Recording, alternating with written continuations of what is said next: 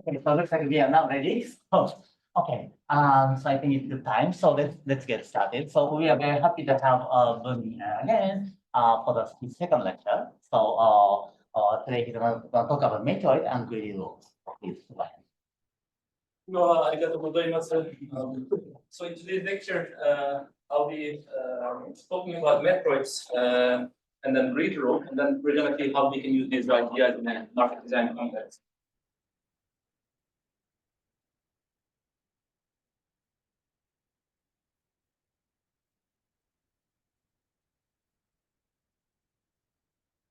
KOJIMA said this is the second lecture, and the final lecture will be on Friday. It's going to be on market design with different acceptance. Let's start with the greedy algorithm. The greedy algorithm is a well-known algorithm in combinatorial optimization. It has been used in many fields, including statistics, mathematics, computer science, operations research, and also economics. So here, think about a set of contracts. Each contract has a weight, and our goal is to maximize the sum of contract weights. So we have a set of available contracts. Each contract has a weight. We want to choose a subset, and we want to choose the subset so that the sum of weights is maximal.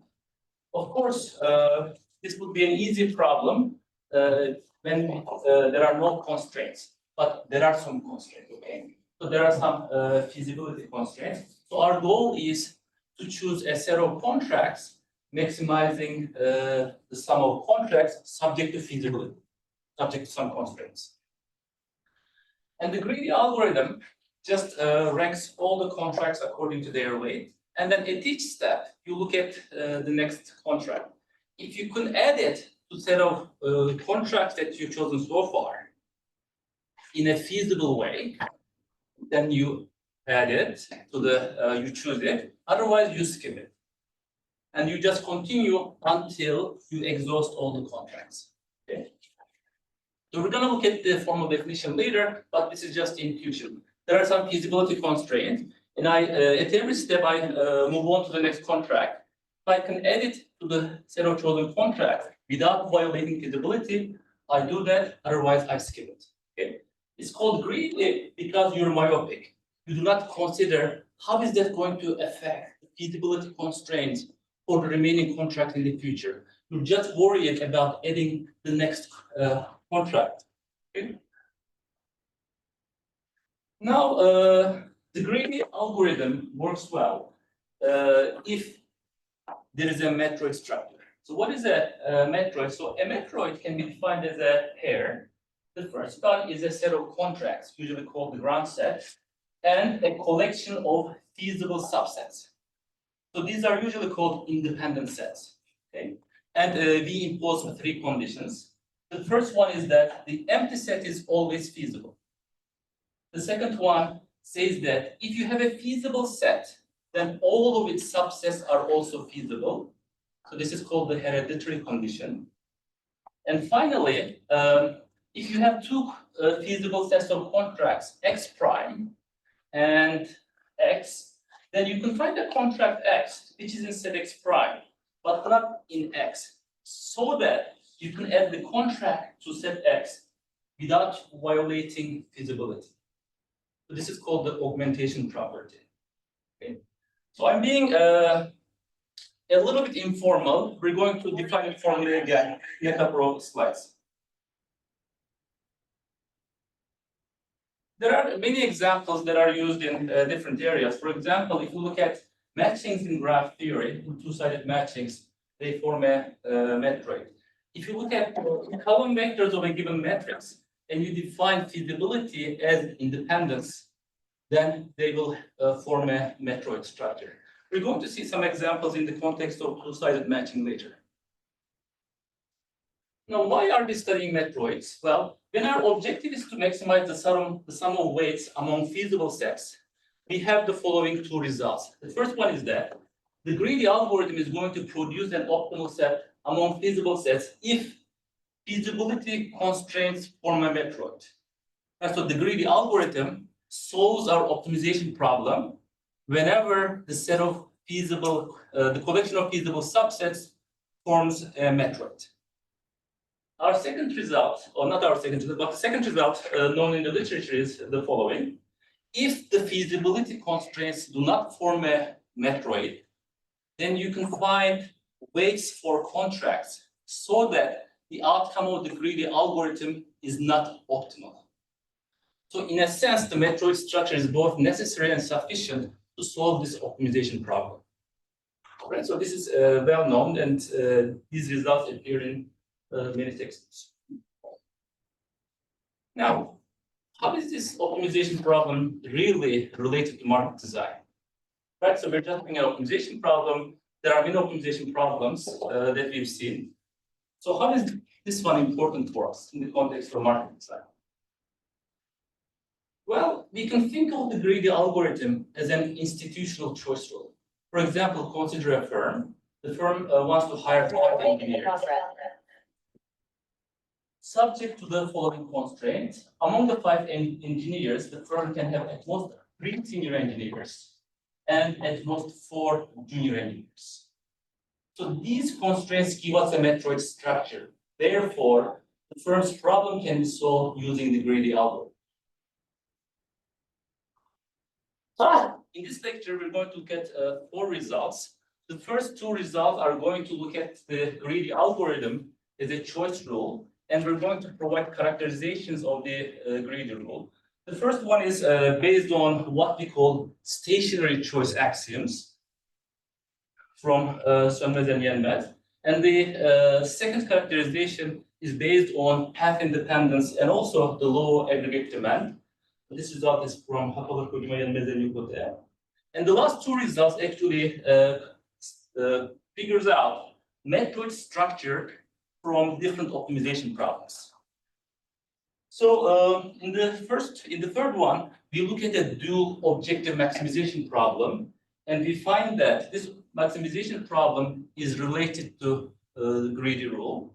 And finally, so this is the paper that I presented last week, but I didn't tell you much about the Matroid structure. In today's talk, I will tell you that if you have a dual objective maximization problem, if you want undominated sets according to a binary relation, and you want non-wastefulness, there will be a Matroid structure, and the greedy algorithm can actually be used. Any questions about the outline or the production?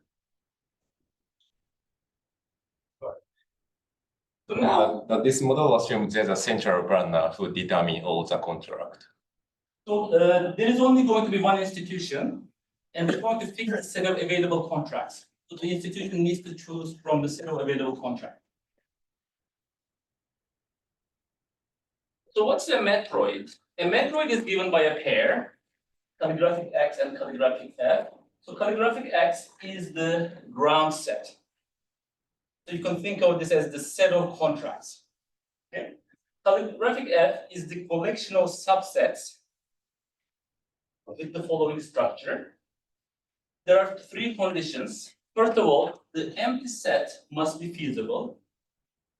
So this is non-emptiness. The second one is if X prime is a feasible set, then all its subsets are also going to be feasible. This is the hereditary condition. And finally, we have the augmentation property. If we have 2 independent sets, X and X prime, and X prime has a higher cardinality than X, then you can find a contract X in set X prime, but not in set X, such that the contract X added to this set is also feasible. So independent, feasible, so elements of F are called independent sets. But we're going to provide some interpretation, and in our applications, independent sets will give us the feasible sets. Okay? But for some applications, this interpretation doesn't hold. So what are a couple of examples from the market design literature? Well, think about a school with a capacity Q, and there are lots of students applying to the school. What are the independent sets? Independent sets are going to be those with cardinality less than or equal to Q. Every set of students with with cardinality less than or equal to the capacity Q is going to be an independent set. Okay? And furthermore, the students can have types based on socioeconomic status, gender, or other attributes. And the school can have a ceiling for each type of student. So these are hard upper bounds. And a set is going to be independent or feasible if the capacity is respected and type-specific ceilings are not violated. We're not going to admit more than the capacity, and all the ceilings are going to be respected. Okay? So this is another example that we've seen from the literature. Now, the maximally independent sets play an important role in some of the applications.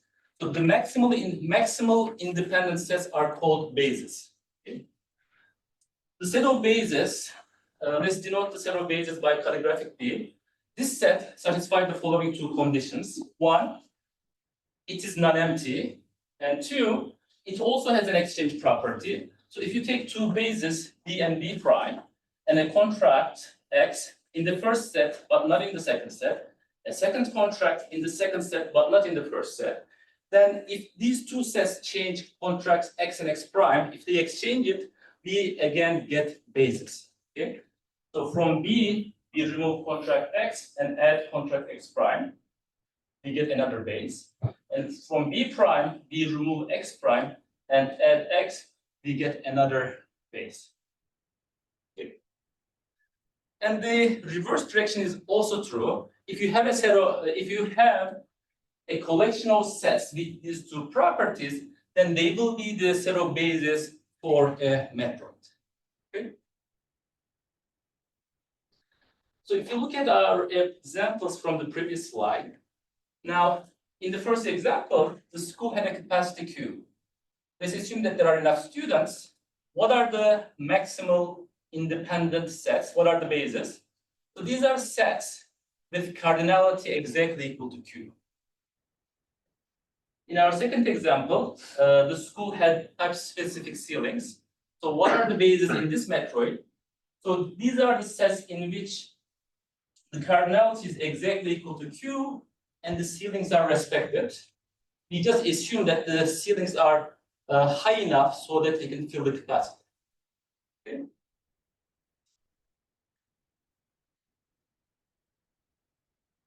Now we can define the greedy rule on a matroid.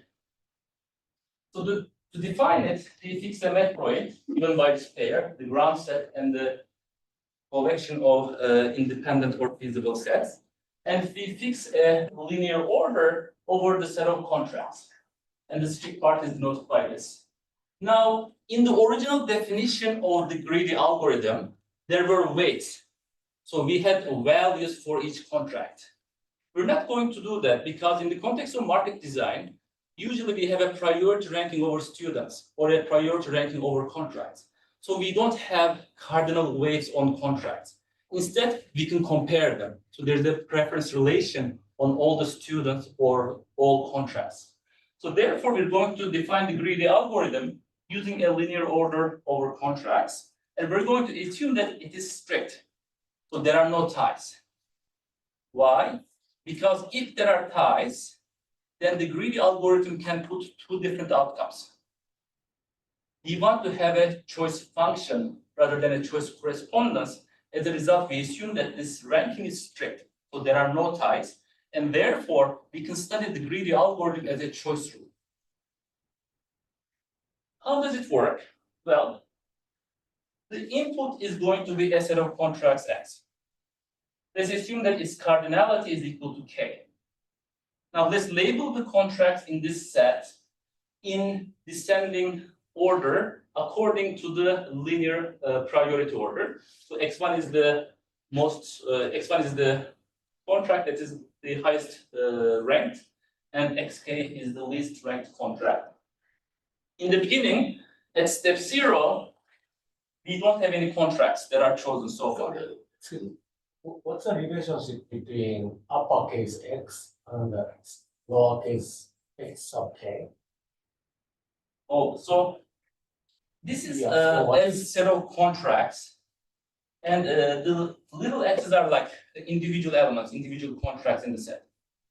Also, large X is equal to the collection of X sub k's. That's right. So x is equal to, like in this application, so set x is equal to, X1, not Xk. right. I see. That's what you mean. And then this is a subset of the set of all available contracts. Okay, that's the calligraphic x. So we're going to order these contracts according to the preference relation. And we will see if we can choose them one by one without violating feasibility. How do we do that? So initially, we're choosing no contracts. At step one, we consider contract x1. Is the set including only x1 feasible or not? If it's feasible, we choose it. Then y1 becomes, if x1 is feasible, then we add it to the chosen set. And we call that by y1. Right. If this set is not feasible, then y1 is still the empty set. And now we move on to the second contract. If you're here, we check, is the set including x1 and x2 feasible? If it is feasible, then y2 becomes x1 and x2. However, if x1 and x2 is not feasible, then y2 remains to be equal to just x1. If we are here and we consider x2, we check, is x2 a feasible set? Because x1 was skipped, now we're considering x2. Is x2 by itself feasible? If the answer is yes, then we add it to the chosen set of contracts. If not, we skip it, then we just continue this fashion, right? At every step, we have a set of contracts that are already chosen. We move on to the next one. Now, the question is, can we add it to the chosen set? If we get a feasible set, we add the next contract. If after adding that contract, we get an infeasible set, we skip that contract. Okay? We continue until step K. And the output of this algorithm is going to be yk. And we say that the greedy choice rule outcome for input x is equal to yk. Ask a question. The feasibility is defined by referring to the weight function. It may, so at this point, we are just like considering any feasibility structure, right? It may depend on weights of the contracts, or maybe it's just, there may be capacities and so on. At this point, it's just abstract. Okay, thank you. You're welcome. Any other questions about the greedy rule? Now, we already talked about the greedy algorithm being defined for cardinal weights, whereas we define it for a given linear order, so we can study it in the context of market design, and there's a well-defined choice of function rather than a choice of correspondence. So what about optimality, right? When there were cardinal weights, we were comparing the weight of the output with the weight that we can choose. And we're just adding the weights of the contracts.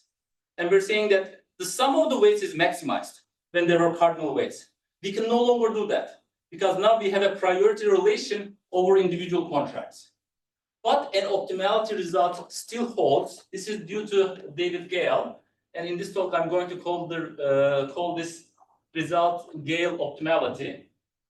Again, we're fixing the Matroid, calligraphic X and calligraphic F, and the linear order over contracts. So Gale proved the following result. Suppose that X is the input to the greedy algorithm. Then for every subset Y of X, such that Y is feasible, the following two conditions hold. So first, the number of contracts chosen by the greedy rule is weakly greater than the number of contracts in set Y. And furthermore, if you rank the contracts in the chosen set and in set Y according to the priority order in descending fashion, each contract in the chosen set will have a weakly higher priority than the corresponding contract in set Y, one by one. So let me write it on the board. We're comparing the outcome of the greedy rule with an independent set Y. Now, let's say that these are x1, x2, xn. And let's order the contract in set Y in descending order as well. The first part says that n is greater than or equal to m. So there are weakly more number of contracts in the chosen set compared to any independent set Y. And furthermore, the x1 is weakly preferred to y1. x2 is weakly preferred to y2, and so on and so forth. So this actually shows a much stronger optimality result than the one known in than the other one that I showed you before. If these were numbers, of course, you could have the numbers and you could say that the sum of weights of the chosen set of contracts is greater than the sum of weights here. Not only that, point-wise, it's going to be greater. Okay. So we're going to refer to this result as Gale optimality. And we're going to call this comparison between sets of contracts Gale domination. I'm going to use this term.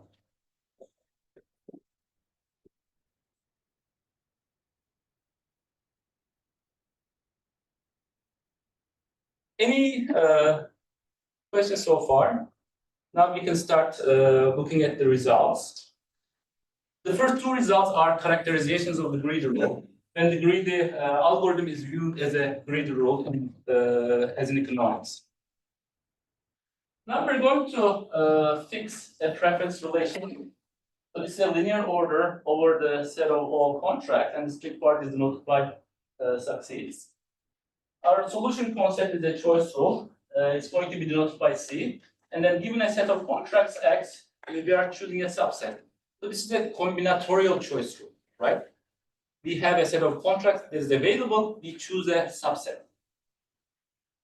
Now, there is going to be a collection of feasible sets denoted by calligraphic F. So we assume that this pair forms a matroid. Okay, so the greedy rule is going to work well.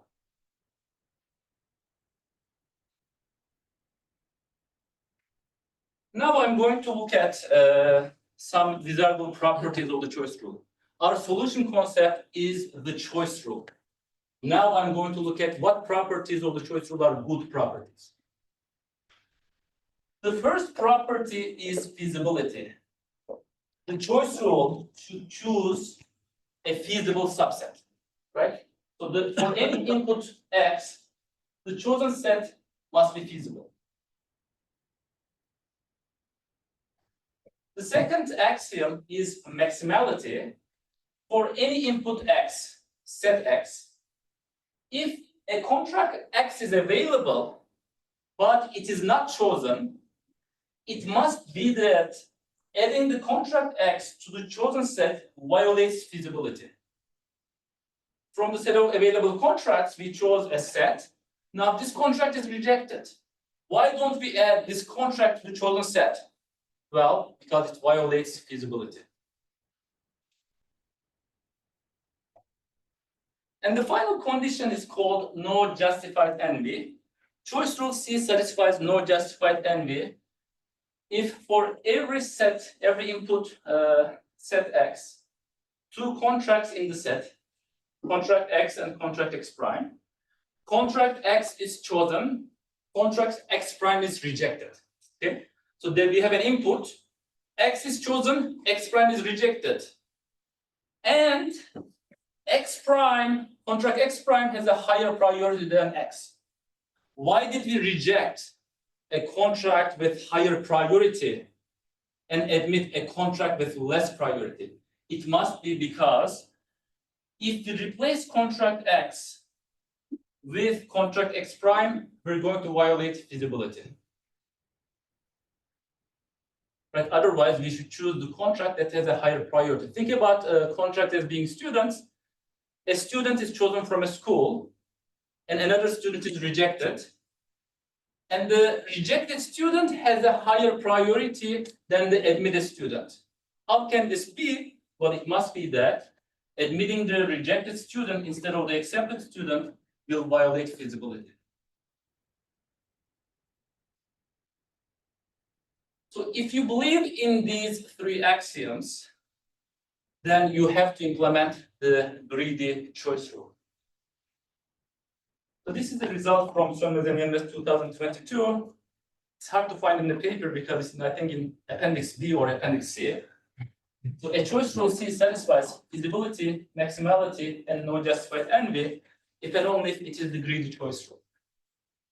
And the assumption is this base set and feasible set form Matroid. That's right. And the Matroid assumption is Exactly. Yes. So we need the method structure for this result. And the proof is not complicated. So unfortunately, in today's lecture, I'm not going to show you the proofs. But if you're interested, please send me an email and we can work the proofs together. The proof is not complicated, and the proof uses this axioms, the axioms for independent sets, the axioms for bases, and it's really simple. Are you going to make use of this Gale domination result for this? So, Reminiscent of that result. that's right, actually, thank you, Kojima sensei. So here, actually, we could add a lemma or like a corollary, right? The greedy rule outcome Cx, Gale dominates any independent set Y, which is a subset of X, right? So that will hold. Thank you. So we're going to use the Gale's result in the last part of the presentation, where we'll look at different greedy rules in the while. Now, the second characterization is based on two choice rule properties that we looked in the previous lecture. The first one is path independence. A choice rule, let me just remind you what they are. A choice rule C satisfies path independence if for every set X of contracts and every set of contracts X prime, the choice from the union is equal to the choice from the first set union the second set. Right, so this says that given a set of contracts, we can chop them in any way. These segments can have overlaps.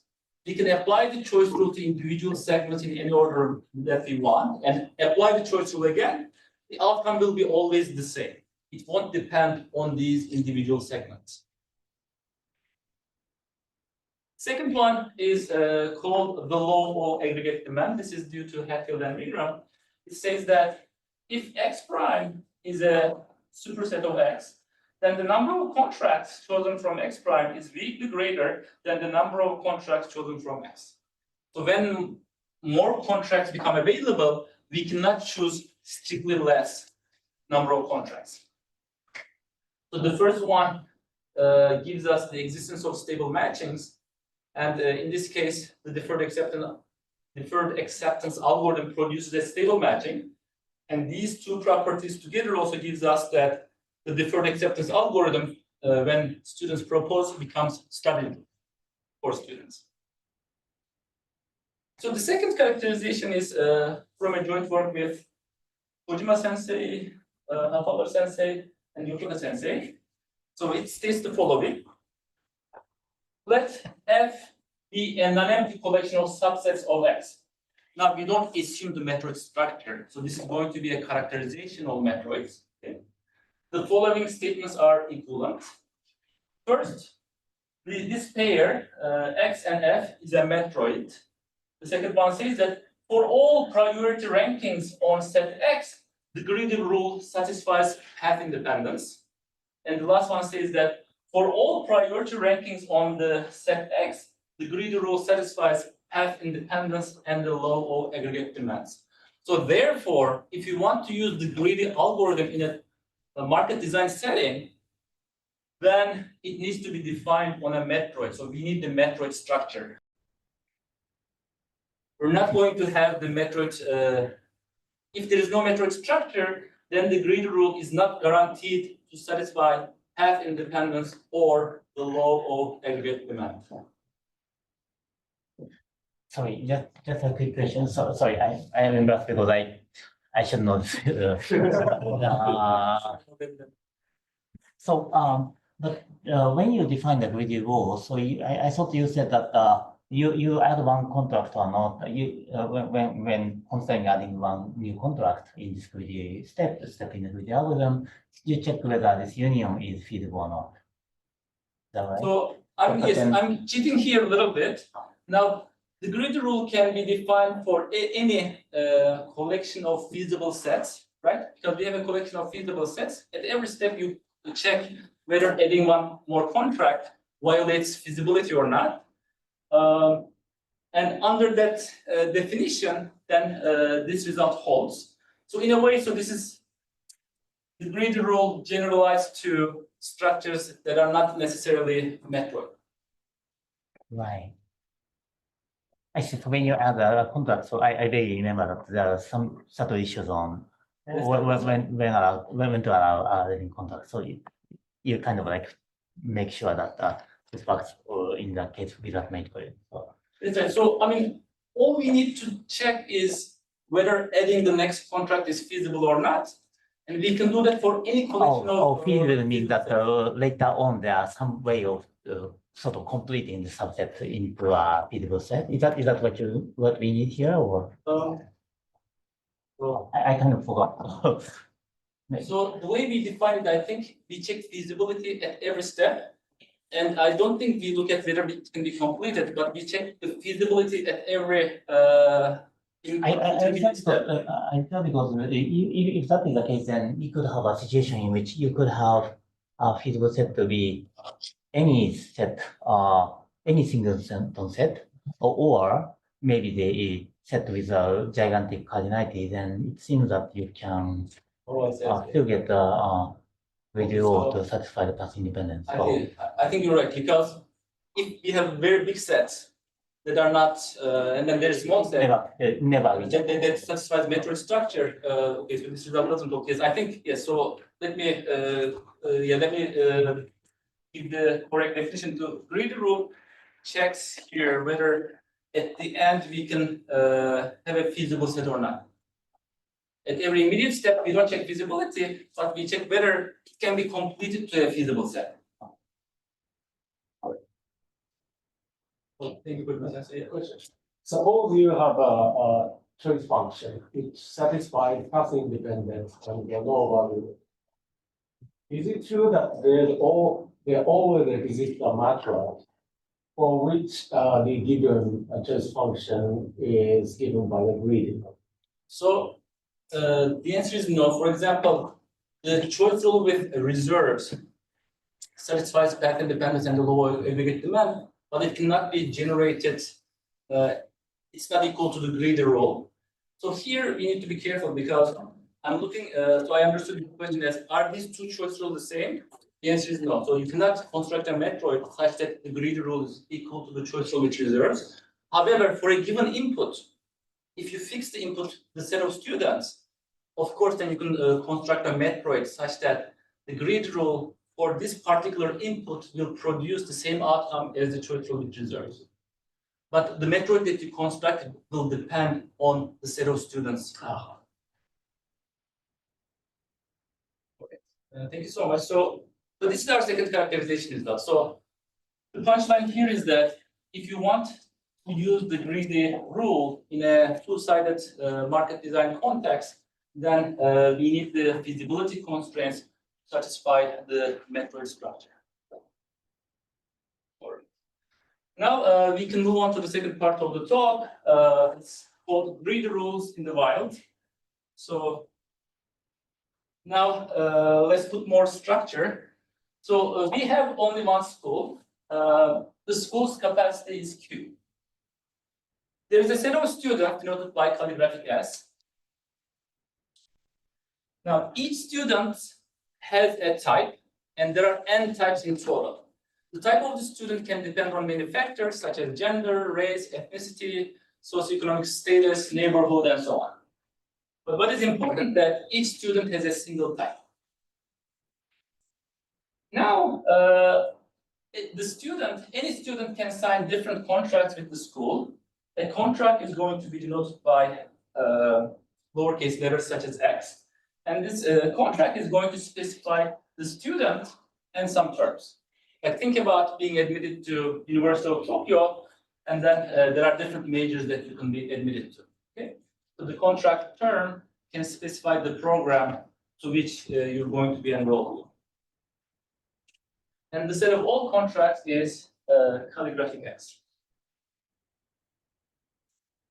Now the school can rank all contracts. So there is a merit ranking or priority ranking, and it's given by succeeds. With weak part succeeds or is equal to. Okay. The school has two objectives. So one of them is going to be admitting students with the highest merit. The school wants to admit students who have the highest qualifications. But the school is also interested in the distribution of students. Maybe the school wants gender balance. So there should be enough men and women in different programs. Maybe the school wants diversity in terms of international students and domestic students, right? So the school is interested in the distribution. A distribution in our setting will be a vector in the n-dimensional space. And the I coordinate is going to give us the number of students who have type I. And I can change from 1 to n. Okay, so Xi will be a distribution, and Xi denotes the number of students who have type I. There are some, now here when I say feasibility, it will be physical constraints like capacity, right? Each program may limit the number of students that they are going to admit, or the school may limit it. And the set of feasible distributions is denoted by uppercase Xi0. Given a set of contracts, the school wants to evaluate this set in terms of diversity. So the school will look at the distribution induced by this set. The distribution induced by a set of contracts X is denoted by Xi of X. And the I dimension will be denoted by Xi I of X. Okay, this is the number of students of type I who have contracts in set X. Okay. So you assume that all contract in large X is big in terms of students. That's right. So this is important. So in the context of two-sided matching, if you're applying the deferred acceptance algorithm, this will be necessarily true because at the deferred acceptance algorithm, each student can have at most one outstanding contract. But in some decentralized applications, so this may be violated. And finally, so this is important, how does the school evaluate a distribution in terms of diversity? We assume that there's a function that we call diversity index. It takes a distribution and returns us a real number. So if this number goes up, that means we have a more diverse distribution. If this number goes down, then we have a less diverse distribution. So sets of students will be evaluated based on diversity by their distributions. We're just going to plug their distributions into this diversity index F, and whichever set gives a higher F will be more diverse. So what is our solution concept? Again, our solution concept is a choice rule. It's the combinatorial choice rule. Given a set of contracts X, we want to choose a subset, but the chosen set must have a distribution that's feasible. So we cannot violate the physical capacity of the school or the capacity of the programs within the school. Now, we have a dual objective maximization problem. Maximizing diversity, and this is evaluated by looking at the distribution, and the second one is maximizing merit or maximizing priority. Now let's look at the following lexicographic maximization problem. So we will first maximize diversity, and among diverse sets, we're going to maximize merit. So why is this helpful? You can think of this as an extreme outcome, right? You're maximizing merit, and then, we're maximizing diversity, and then we're maximizing merit. But of course, this solution can be used if you want to have enough diversity, and subject to enough diversity, maximize merit. You just need to modify the diversity index, and for the modified diversity index, you apply the same solution. Okay. So how does it work? Well, so the input is a set of contracts.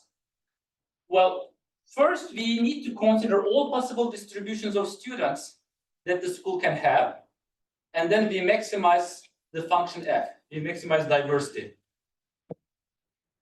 Now, this is going to give us a bunch of distributions.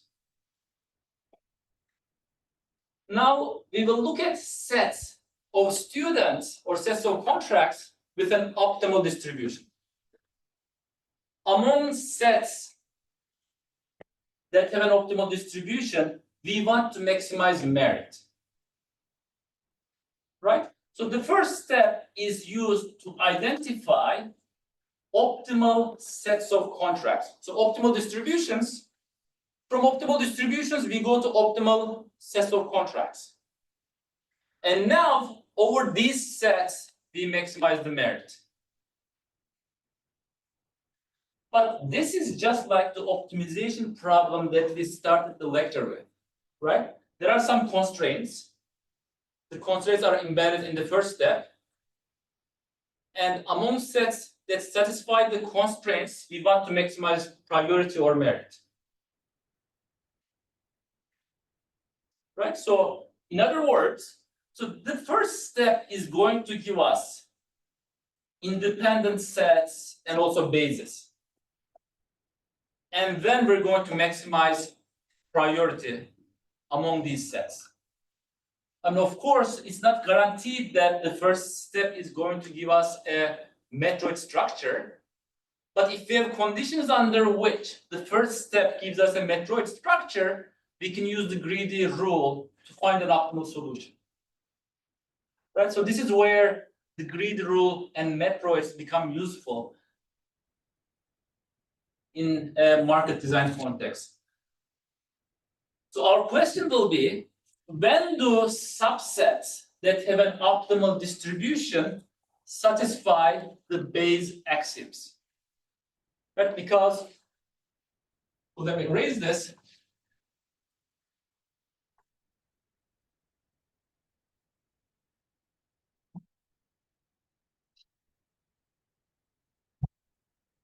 The horizontal axis represents number of type 1 students.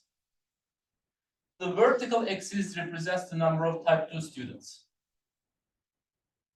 And we have the integer lattice here.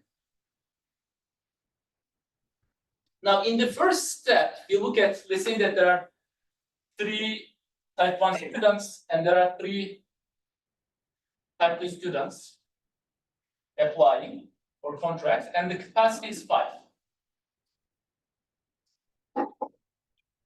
The school wants a perfect balance of types 1 and 2. Then what are the optimal distributions? The optimal distributions are these 2 distributions. Now, there are many sets that will give us this distribution. And in this example 3, because we don't know the identities of students with type 1. And there are three sets that will have this distribution. So if you look at those two sets, the Matroid Bayes axioms should be satisfied so that we can use the greedy rule. Or in other words, if you look at all sets that have a distribution in this region, right? So this is the empty set. So this is all sets in which there is only one type 2 student. So this represents all sets in which there is only one type 1 student, and so on and so forth. If these sets satisfy the Matroid axioms I1, I2, and I3, then we can apply the greedy rule. We can greedily choose the rules, and that will give us an optimal solution to this dual objective maximization problem. When does that happen? So I want to make sure that the intuition is clear, because we're just going to adjust this construction to different environments, and we will just try to uncover a Matroid structure. So we will try to come up with a two-step maximization problem, and then the solutions to the first step, if they satisfy the Matroid axioms, then in the second step we can just use the greedy rule to find the optimal solutions. Okay. Now let's fix the set of available contracts X. Okay, so what does the first step do? It finds optimal distributions or sets with optimal distributions. Okay, what are the optimal distributions? Well, we're going to maximize the diversity index F. Now, the distribution must be feasible. Right? The capacity constraints are respected. And the distribution is less than or equal to the distribution of the set of contracts available. So here, this distribution is 3-3, because there are 3 students of type 1 and 3 students of type 2 that are available. We cannot choose more than 3 type 1 students, or we cannot choose more than 3 type 2 students. Now, this is, let's call this set C star of X. So this is the set of optimal distributions. Now, from distributions, we go to the contracts, or we go to the students. So we look at now, so we identify, so C star X is this. Now we want to find all sets of contracts that have a distribution in this shaded region. Okay, so we're looking at Y. So let's call this set calligraphic F of X. It is going to have all subsets Y is dominated, is less than or equal to an optimal distribution.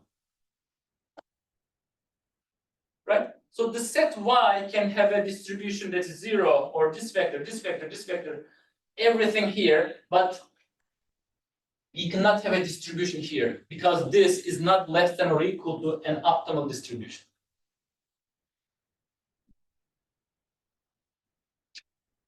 So we've identified our set calligraphic F of X. So just to clarify, so each integer point corresponds to C of Y somewhere. And so each integer point is a distribution, right? So here, let's take this one. So the distribution is 0, 1.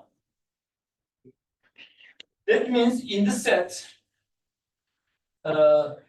we cannot have a type 1 student or a contract with a type 1 student, and we're going to have exactly one contract with a type 2 student.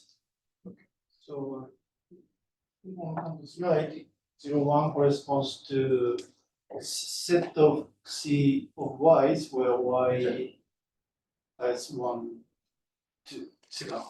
That's right. So this will be like, so if Y is a set of contracts, so there are no contracts with type 1 students, and there is only one contract with a type 2 student, then the distribution of Y, C of Y, is going to give us this vector, and we check if this is less than or equal to, if this is less than or equal to an optimal distribution. As long as this distribution is less than or equal to one of the optimal distributions, then we're fine. We add set y to the set.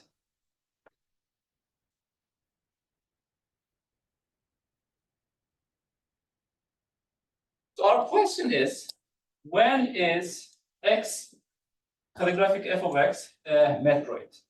If this is a matroid, then we can use the greedy rule at the second step and we find an optimal solution. Well, it turns out that a concavity notion used in discrete convex analysis gives us the matroid structure. Let me just introduce it, but I'm not going to spend too much time on this. So this is called semi-strict quasi-M-natural concavity. Yokota-san, am I correct? Semi-strict quasi-M-natural concavity.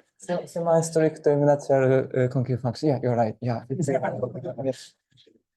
But we're going to call it ordinal concavity.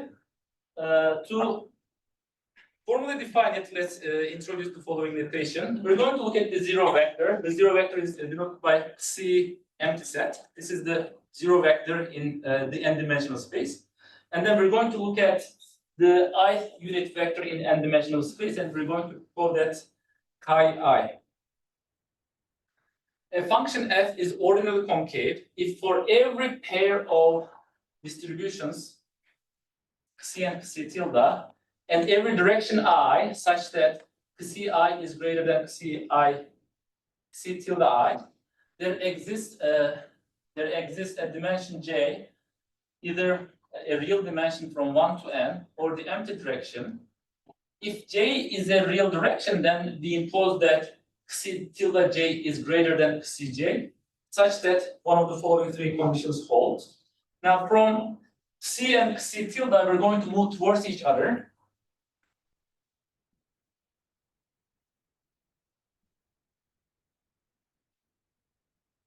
So this is so in C, so this is I, this is J, and J could be the empty direction. We're going to look at these two distributions. So +1, so -1, +1. So this is -1, +1. So we get these two new distributions.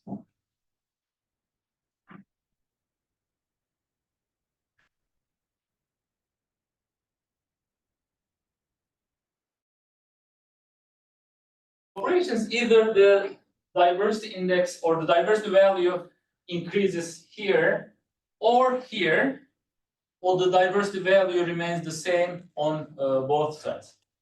So I don't want to spend too much time on this, but it gives us the matroid structure. To get the matroid structure, this is not the only condition that we can use actually. It turns out that, well, first, okay, our lemma says that if the diversity index f is ordinally concave, then we get the matroid structure needed. It turns out that if the diversity index satisfies another condition called pseudo M-natural concavity, and for this name we are responsible. So, after Bumin Yenmez defined this notion, we're going to get the same lemma. And what is the result? Well, So which condition is weaker? so they are independent of each other. Oh. Am I right?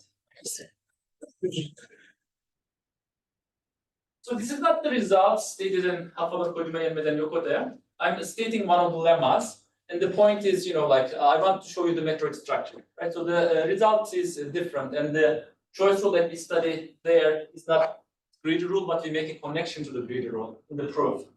So let me just state to you what I have. Suppose that the diversity index f is ordinally concave, then for any set of contracts x, the greedy rule outcome for x maximizes diversity among subsets of x. 2, the greedy rule outcome for x, Gale dominates any subset of x that maximizes diversity. And so this is a bonus if you're interested in computational complexity results. This outcome can be calculated in polynomial time. So we're not sure if this holds for pseudo-natural concavity, but we prove it for ordinal concavity. So the first part should be clear, because when you apply the greedy algorithm, you end up with a maximal set. So we're going to have a set of contracts that has a distribution maximizing diversity. So what we need to prove is that for that outcome, we have Gale domination. So among all sets that have a distribution here, or among all the sets that have a distribution here actually, the outcome that we find is going to Gale dominate any set that has a distribution in the shaded area. So this result is slightly stronger than what I have on the slides.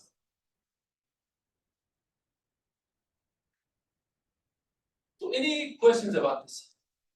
What kind of diversity index satisfy this condition? For example, like if you introduce like a Gini coefficient. So Gini index, Sorry. Yeah. I think does not satisfy it, but I'm not 100% sure. So we look at diversity indices based on reserves. For example, the school may want to, diversity index increases a lot for the first couple of students of each type, and then the marginal value goes down. So under some sort of, under diversity, the diversity indices satisfying this property will satisfy ordinal concavity.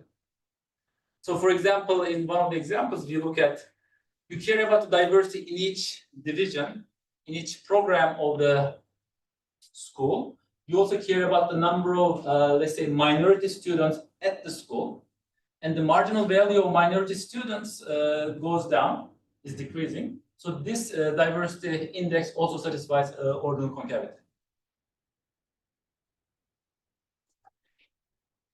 Any other questions? So is there any relationship between this result and what you presented in your seminar? So that one was a partial order, pre-order. So maybe I do not see a immediate connection, but. That's great. Okay, so Kojima Sensei knows where we're gonna go. I didn't cheat. I didn't know what. It's right.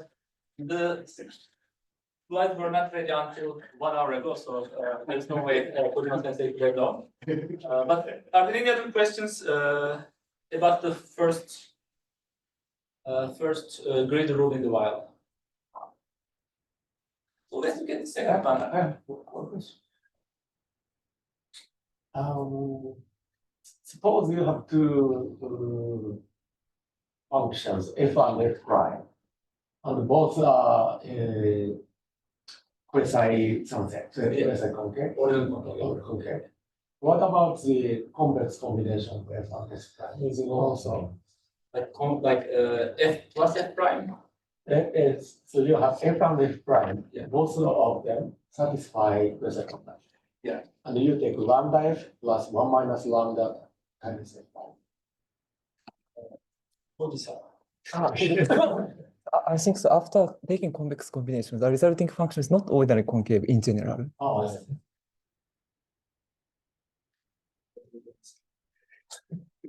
So if the organization has two diversity objectives, f and f prime, and they try to take a harmonious combination, Then you will have a problem.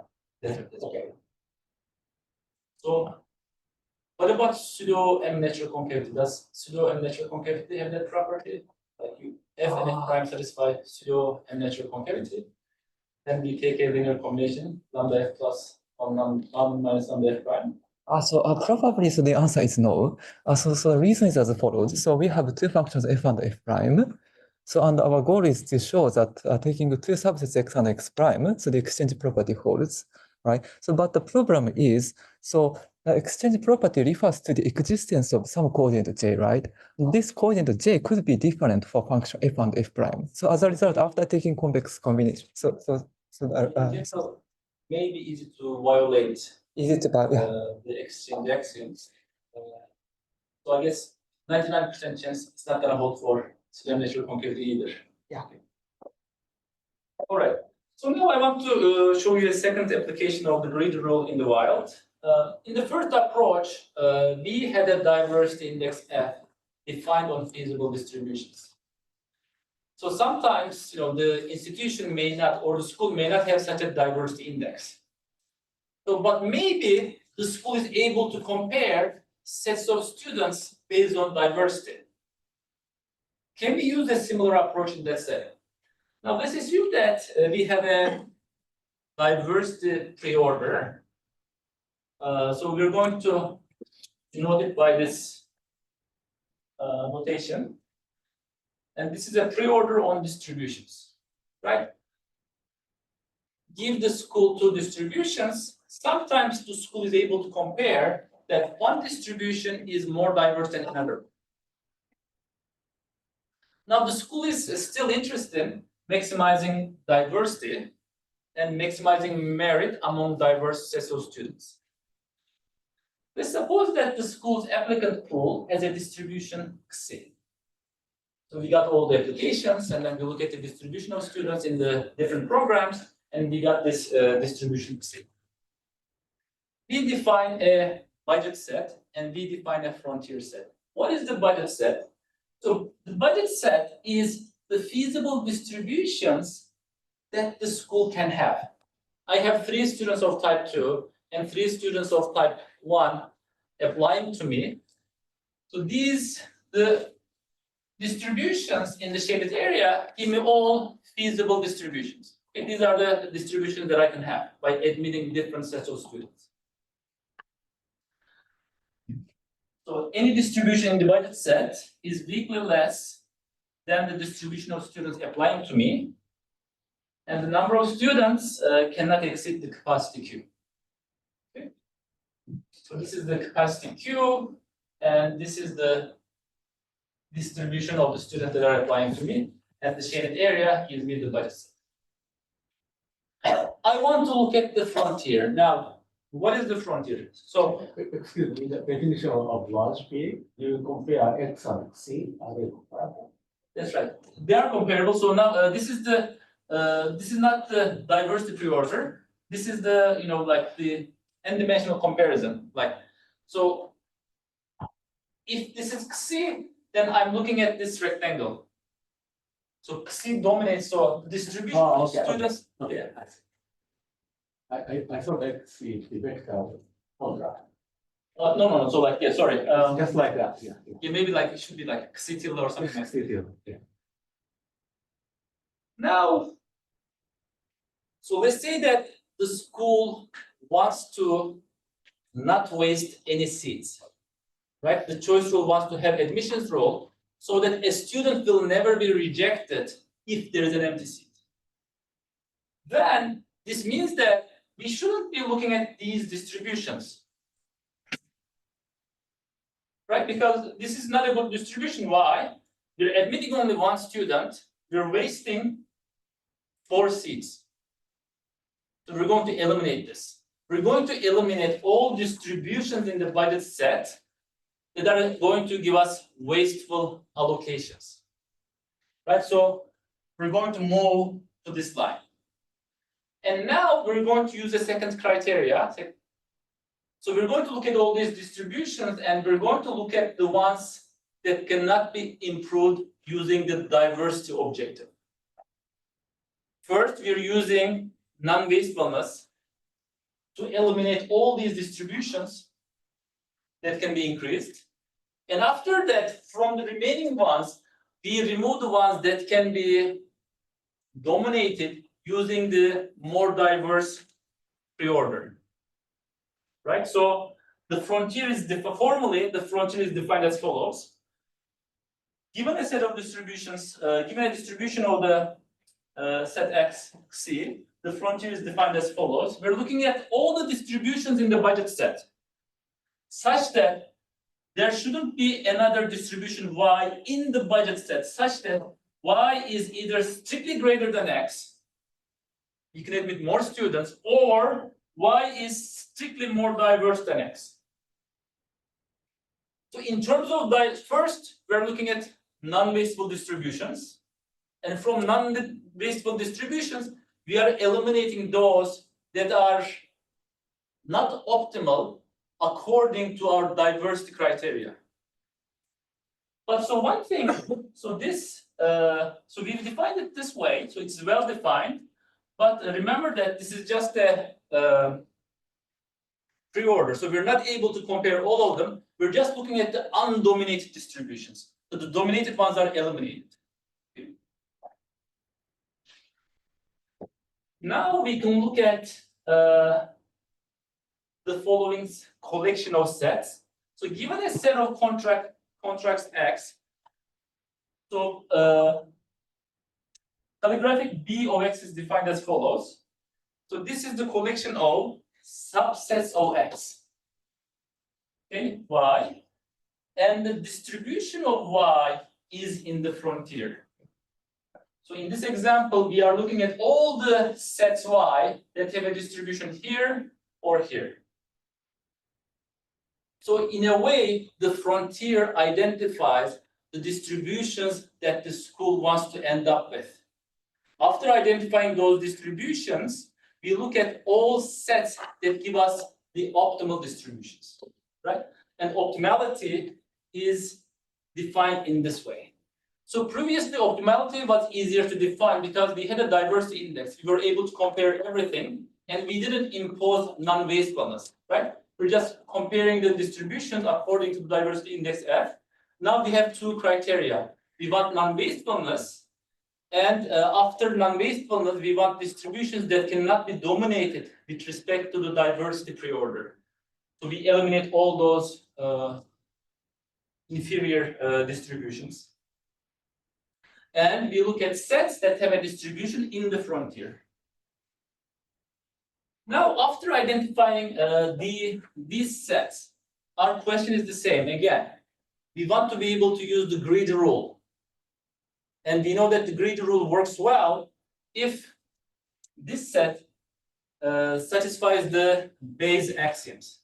Because we are looking at sets that have a distribution here or here in the frontier, we want this set to satisfy the Bayes axioms. Or if you look at all these sets, all sets that have a distribution here, then you want to check the Matroid axioms I1, I2, and I3.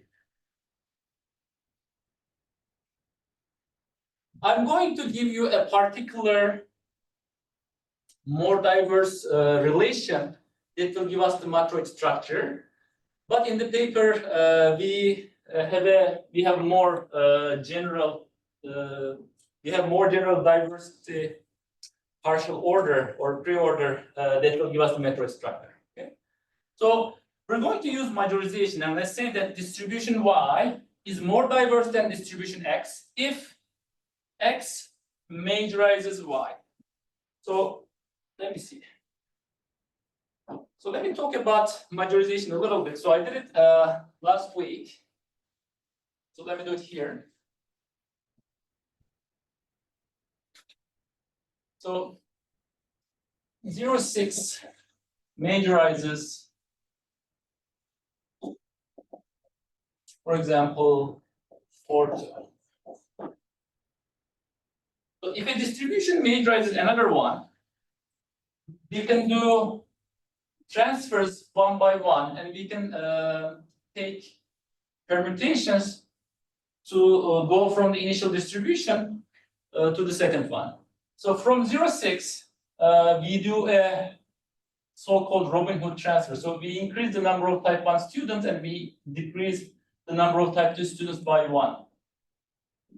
So Robin Hood transfer. So 0.6 majorizes 1.5. Distribution 1.5 is more diverse than distribution 0.6. Now we do another Robin Hood transfer from the second type to the first type. A Robin Hood transfer should be such that the difference between the coordinates goes down. It shouldn't be increasing. So you can just think of it as like transferring one student from the bigger group to the smaller group. Then we get to 2.4. 0.6 majorizes 2.4. Distribution 2.4 is more diverse than distribution 0.6.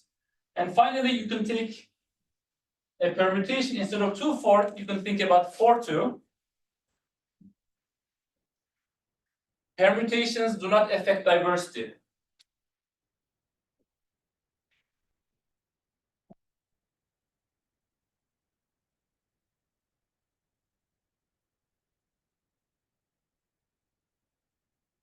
Therefore, distribution 06 majorizes distribution 42, and distribution 42 is more diverse than distribution 06. So if you believe that Robin Hood transfers increase diversity and permutations do not affect diversity, then you believe that diversity can be represented by the majorization preorder. Okay? So let's assume that the school agrees with you. The school agrees that Robin Hood transfers improve diversity and permutations do not affect diversity. In that case, the set calligraphic B of X that we've identified is going to satisfy the Matroid base axis. So this is the part in which a lot of work goes. So this is the harder part of the proof that we did in the paper. But what is the result? So this is the result. Again, I'm not showing you the exact result, but I'm identifying the greedy rule. So that's one of the lemmas. So this is one of the lemmas in the paper. So suppose that CG is the greedy choice rule defined on the Matroid that we constructed, and C prime another choice rule. And suppose that X is a set of contracts so that the outcomes from these two choice rules are different. Then one of the three holds. Either the greedy rule admits more contracts than the alternative choice rule, or the distribution chosen by the greedy rule is strictly more diverse than the distribution chosen by the alternative choice rule, or the greedy rule outcome Gale dominates the alternative choice rule outcome.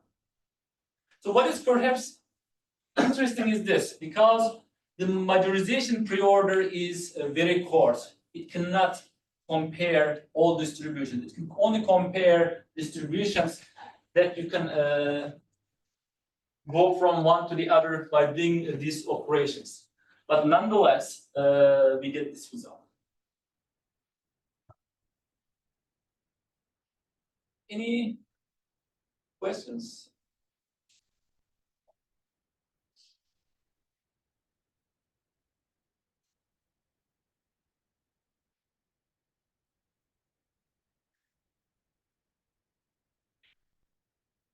So given the maybe this is a not well formed question, but the so in this majorization, so my understanding is that it's a pre-order, so it can the relationship is different from anything that can be represented by some this function that you talked about in the beginning. Is there any sense, any way you think that maybe that relation could be given as by way of maybe having multiple functions and then one multiple indices and then one distribution dominates another, if and only if that is higher for all index or something like that. That's a good question. So you want to start with like maybe multiple diverse indices F, and you want to find, you want to define a binary relation based on these diverse indices. So let's say that distribution X is better than distribution Y, then only if for every function f of X is greater than or equal to f of Y. Something like I see. like that. So we haven't thought about this problem. I suspect that it, I mean, I think it may be true. So I don't, I'm not sure, but because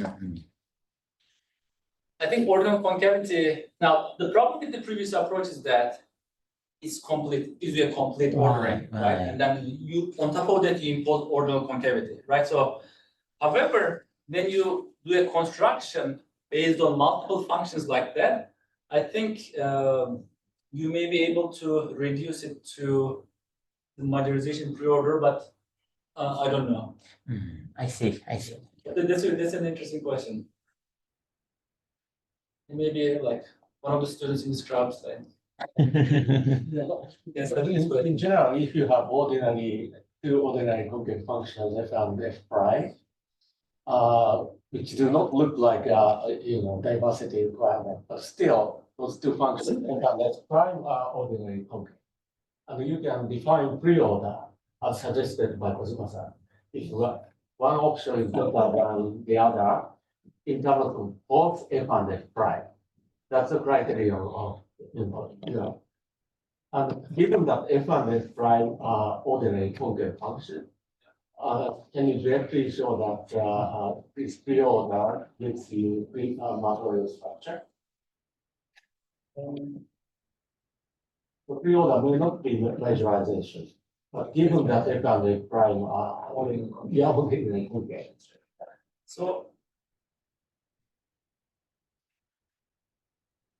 Maybe it's real, maybe it's not. well, I think, with two, my conjecture would be maybe it's hard with two functions there.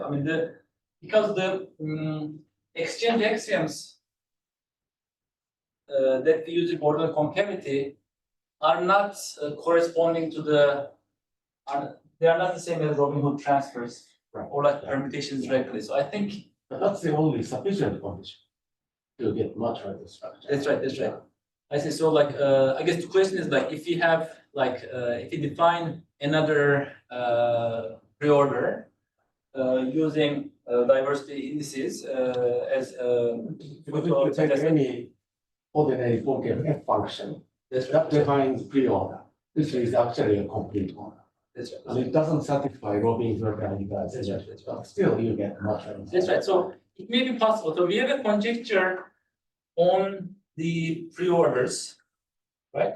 So without using majorization. So now our solution in the paper actually uses a generalized version of majorization. Like first you transform the distributions and then you use majorization. But we have a conjecture on a property that this preorder needs to satisfy so that we get a Matroid structure. Yeah. So if our conjecture is true, then we just need to check whether this construction satisfies the property that we want to identify on the binary relation. I think, yeah, this is interesting, and I think I'm quite positive that our conjecture is right. So it's just, I think, a matter of just writing it down. But I don't know if whether F and f prime. that's right. If you start with f and f prime and take the kind of like the intersection, if it's going to satisfy this property. So I'm not sure about that. All right. Any other questions? So you consider the specific budget sets, which is naturally introduced. But is there any idea of generalizing this part? So I think it may be possible. So think about the school having multiple divisions like University of Tokyo and then like the College of Engineering, Arts and Sciences, and so on. So each division within the university can have a capacity. So in that case, so this is going to be more general. So maybe, yeah, but I don't know. It will depend on the application. And now once the budget is fixed, I think this construction is quite intuitive. So you want non-wasteful allocations, and you want those that are undominated in terms of diversity. Right. So I think this construction can be applied in different settings, but I think we just need to check to get a Matroid structure. Any other questions? So I do not remember if I asked you before, but I guess there are many things here, so I'd like to understand. So so you presented this results that what is it? Based on Matroids, the greedy algorithm finds a greedy algorithm to trace rule implied by greedy algorithm satisfies the path independence and the low value demand. But I guess in principle, if you embed this to these problems where what Matroid will be the maximizers also depend on the input. There's no guarantee generally that they satisfy the path independence or demand. So my basic question is that our paper actually ended up having these properties, but how about your paper with HEK mechanism? Or So let me repeat the question. So we know that the greedy rule satisfies path independence and the low aggregate demand. But there, when we define the greedy rule, we fix the underlying Matroid, right? For any given input, we can just look at the restriction of this Matroid to that set. But now, and we know that in that case, the greedy rule satisfies path independence and the low aggregate demand. However, in these constructions, for every input, we are constructing a Matroid. So therefore, we cannot use the previous result that the greedy rule satisfies path independence to say that our choice rules here and in the previous application also satisfy path independence. It turns out that the choice rule that we've studied in KOJIMA, Yenmez, and Yokode satisfies path independence. Okay? And so that needs a separate proof. We cannot rely on the characterization of the greedy rule using path independence. So likewise, in this second application, the choice rule defined in this setting also satisfies path independence. So one way to prove this kind of result would be that, like, if you have an input X and a subset Y, you construct a Matroid for X, you construct another Matroid for Y. The Matroid that you constructed for Y is a restriction or the Matroid that you constructed for X. And then in that case, you can just use the characterization of the greedy rule using path independence. But in both the results, we have a more direct proof actually. So let me try to conclude. Now, the greedy rule gives us optimal solutions over Matroids. Okay, so this is one thing that you should remember. And then we have characterizations of the greedy rule. So we looked at two characterizations. And then I guess the second set of results says that in many market design settings, there may be an underlying Matroid structure. So if you can uncover the Matroid structure, then there will be easy results to establish using, for example, Gale domination. And also you can do like reverse engineering. So I have to admit that in these two papers, we didn't do reverse engineering. So if we knew that there was a Matroid structure, we could have done some reverse engineering. But what are the conditions you need to get the Matroid structure, right? So, but you can do it in other settings. And the takeaway for me from this lecture is listen to your sensei. Now, the reason is that, so when I was doing my PhD, not so many years ago, my advisor, Bob Wilson, told me, Bumin, like study Matroids in a market design context. At the time, I was working on my job market paper, which is a mechanism design paper. And I didn't think there was any connection between Matroid and mechanism design. I said, Bob, thank you. I will think about this, but I need to focus on my job market paper at the moment. Now, after a number of years, I started learning Matroids and I started applying Matroids to market design settings. So the lesson for me is that I should have listened to my sensei. So this was the second lecture of the series, and we will the third and final lecture will be on market design with periodic settings. Thank you. Wonderful. So any questions or comments? I think we already asked a lot of questions. So let's thank Bumin.